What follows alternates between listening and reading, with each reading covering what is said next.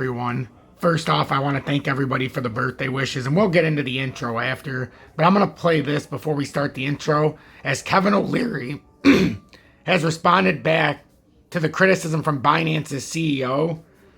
And Kevin O'Leary makes some very bold statements here. And I'm telling you, Binance is the next to go. There's a reason why that this is happening. And just listen to what he says about Binance and the FTT tokens and how Binance, played a major role in FTX going bankrupt here in the fashion that it did. So Binance, to me, with their CEO Zhao, they're not off the hook. And I think you need to pay attention to this, and I'm playing this for a reason. We'll get into the charts of XRP and Bitcoin because I think Bitcoin's in a lot of trouble here. I think there's a lot of stuff going on behind the scenes, and if Binance is one of the next ones to fall, you think it was bad with FTX, wait until Binance falls. It's going to be unbelievable. Let me address something before we go any further. Yesterday on the air, CZ called me a liar. That suggests that I perjured myself in front of the U.S. Senate for 2 hours this week. I can assure you that is not the case. Another little parable here you should understand. When I was young, my birth father was Irish, put me on his knee, and every Irishman will know this, and he said, "Son, never call an Irishman a liar unless you know with certainty that's true." And I said, "Why is that, Dad?" He said, "Because the Irish are crazy." Now, I don't know what it meant back then, but I got to tell you, I'm not happy about that. So at the end of the day, I have no ill will to this guy, but he's part of the story too. And you found out yesterday, you did a little work with Squawk Box. We talked about it either being 2 billion or 3 billion, that transaction. That's the largest transaction, I think, of anything in there regarding the balance sheet in recent 24-month period. And he confirmed it was 2.1 billion. And then he confirmed that he still had 550 million, $500 million. So just listen to how this is breaking down. So that's why I say something's going on with Binance here, guys. And this is, I just feel like something deeper is going on with Binance, even before the FTT debacle. I just think something's going on here. And with FTX falling apart, I've been for a long time talking about Binance and saying things aren't shady. Remember, Binance is still at 102% of user funds, it said, which means that they're over leveraged. That means 100% of user funds are all they should have. They should have a 1-to-1. It's not a 1-to-1 right now. So if all 100% of the users on Binance tried to withdraw, 2% of the funds would not be able to be accounted for. So something's going to happen here, and it is not going to be pretty. I'm telling you right now, something dark is going on with Binance. Of FTT tokens. Now, at some point, we're going to look at that week of November 6th, and you ask anybody, why was Sam Bankman-Fried or the whole company FTX forced into bankruptcy? It was jamming down that last $500 million that gave them no option. Now, is that the fatal stroke or blow to get rid of your global competitor? I say yes. And I'll tell you something else. Right after that interview, I got a phone call, or actually it was a text, from a lobbyist in Washington saying, "Don't go anywhere, you're coming back." So I bet CZ bought himself an invitation to Washington yesterday. Can't wait to meet him there. We can go sightseeing. Kevin, I suspect you might be right on that front. The only thing I'd say, even if that's the case, even if what he did led to the uncovering of what we now suspect, what's now been alleged in these documents or these complaints from the SEC and a criminal complaint too, I mean, the criminal complaint doesn't get into that as much as it gets into the idea that this was a fraud underneath it anyway. So if CZ did bring down the demise of this and let us see what was there, maybe all he did was sweep the tide out, and we saw that SBF was swimming around naked. I mean, that may be the bigger issue here, that if he did do it, maybe it was a favor to everybody if they'd unveiled a Ponzi scheme that might have still been going on otherwise. Well, remember, he was trying to buy the business at that time. On Wednesday, the idea was he was going to buy it. Was he doing that just to throw more shade at him? I don't know. Well, we don't know, but obviously if he thought there was fraud, he wouldn't have made an offer to buy it. So nobody knew, including, remember, this guy's a huge shareholder of FTX, or he was, and so he didn't see the fraud either. So at the end of the day, the question becomes clawback. You've been talking about it for the last 2 days. Is that 2.1 billion Madoff-style clawback? Who knows? But if I get on that credit committee, I'll be one of the guys doing the clawing. So I'm looking forward to that because I think at the end of the day, every shareholder and account holder has to have an answer to what happened here. I normally would have written this off like the other 8 venture investments, but not this one. I'm staying on this one right to the end. I'm going to teach this course at Harvard one day in my guest lecturing. This is going to be a case. This will be a chestnut. This is an extraordinary situation right now.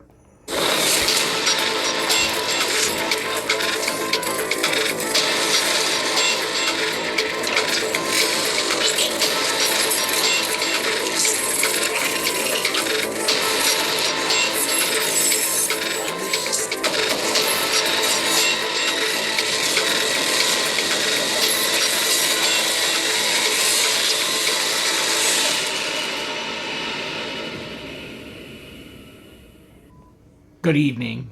8:20 p.m. Eastern Standard Time on this Saturday, December 17th, 2022. I'm XRP Future Millionaire, and I reside in the great state of Michigan. I want to thank everybody for the birthday wishes, as it means a great deal to me. I've had a lot of comments. I apologize if I haven't been able to get to everybody because there has been a lot, and I had a birthday party at my house for me and Julie's brother, who happens to share the same birth date as I do. He's just 4 years older than me, as I turned 39 today. He turned 43. I wanted to do an update, but I thought it was important to show you what Kevin O'Leary was saying about not just FTX, but about Binance in particular and their CEO. A lot of stuff going on. I believe that you need to pay very close attention to Binance, as I believe it could be one of the next big dominoes to fall here. I really believe it's one of the big exchanges that's going to go next. So XRP, if we look at this in the 30-minute time frame, we have not had a great deal of volume. It's going down. Going up, we had crashing volume. It looks like we could have a minor flag here playing out. So what I would expect would be maybe the 3598. But like I said yesterday, what's the truest thing that can happen? A retest of that break at 371. It doesn't always happen, but quite often we always retest these areas. We cover any gaps in the pattern, and to fill that gap, we would technically have to come back up to around the 371. So I wouldn't see anything wrong with that if that was the way the pattern decides to go and the way the manipulators end up playing this. Would not surprise me. We could get rejected here too, as I said earlier today, at the 355. That's why that's an important level, because the 355 is the first level, and if you can get on top of that, that's how you get to the 371. So pay attention right now to the 355. It's not easy enough just to say, oh, well, it can fall through here and this is that, and then it's over or whatever. It's simplistic. No. There's a reason why these numbers are there. There's a reason why the 355 is there. Major level. There's a reason why the 371 is there. Major level. These are major levels that we're sitting at right now. We're either going to get rejected at the 355 and continue on farther down, or we're going to continue up and we're going to break the 335 and it's going to push us towards that 371 breakdown. That's what we'd be looking for. And that's what I'm paying attention to right now. Nothing else really matters to me. And then if we were to break down from here, we got the 345 right here underneath. That's like the most important level to break. We break the 345, then you come down to 335. And once you break 335, there's not much left. Eventually you'd make your way down to the 287. But there is not much left in regards to that area. Once you break down through that area, you pretty much got a clear shot down here. You still got 32 cents, or the 31.8, however you want to look at it. And then you're coming down. I'm waiting for us to retest that double bottom. I firmly believe we haven't created our final bottom. And even if we have, I believe we're going to have to come back down and reconfirm that 287. I don't think we're going to be able to hold it, though, personally. And who's to say when it's going to happen? But I believe something very bad is in the works. Everybody's talking about the Christmas Day rally. Could it happen? Sure, it still could. But this definitely made it a lot harder. Just be real. We've already had on the weekly time frame, if you're looking at the MA lines, we've had a bearish divergence quite some time ago. We had the 50 cross the 200. Now we're waiting for the 100 to cross and for the 200 to get on top of it. So to me, it looks like we still have one more move to the downside. I think the bear flag and the continuation pattern we're in, the bearish continuation pattern, would suggest we're actually going to make the move down. And I think even if we got held up, I think we're going to have to come down to that 18 or 19.7 level, even if we get held. So I think we have a long ways to go. The question is it ready to drop now? I showed you all the levels that will tell you that. Hopefully you pay attention, and if you don't understand, watch this again. Watch this update again. I'm going to give you a lot of information on this. And then with Bitcoin, and then I'm going to go back because a couple people are still here for the party.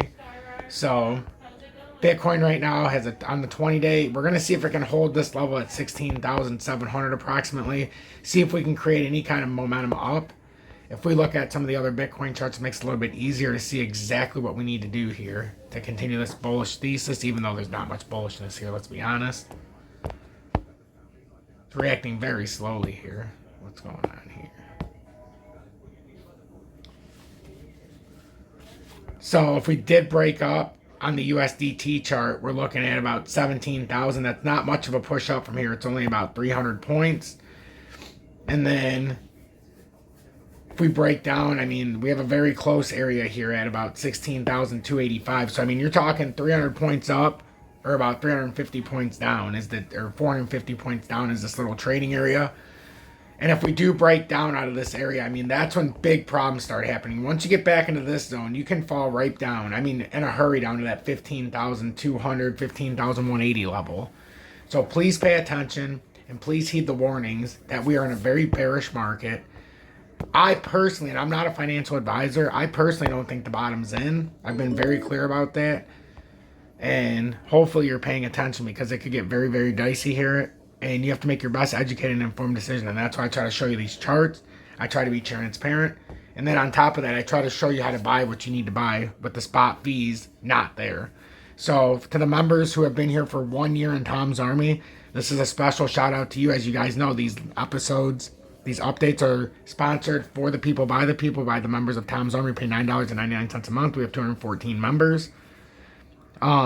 I don't take any paid advertising, no paid promotions, and I have no special interest, so I will produce the show how I want, and I will say what I want about the coins. I don't give two fucks what the national narrative is. I'm going to tell you the truth, and I'm going to tell you it FUD free, and that's thanks to the special members of Tom's Army, the 214 members, who we just had the first couple members go over 1 year, and due to that, I created a new emoji badge for the 1 year members.